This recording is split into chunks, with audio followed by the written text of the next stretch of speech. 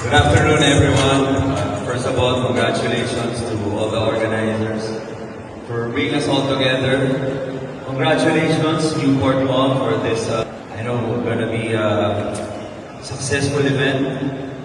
Thank you for bringing us together, all the car enthusiasts, the dealerships, the dreamers, all the guests here.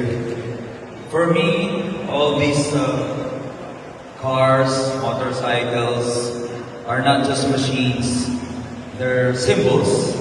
As I always say, I'm not a big car enthusiast, but for me, getting and achieving all of these cars are symbols for me, symbols of progress, of freedom, how far that I've come. I want to share that I didn't grow up surrounded by all these luxury vehicles. I didn't have any collection. We didn't have any cars.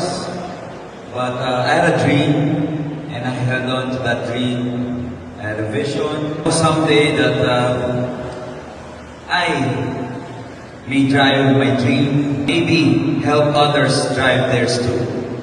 And thankfully, blessed by God, I not only got some of my dream cars, but also a dealership.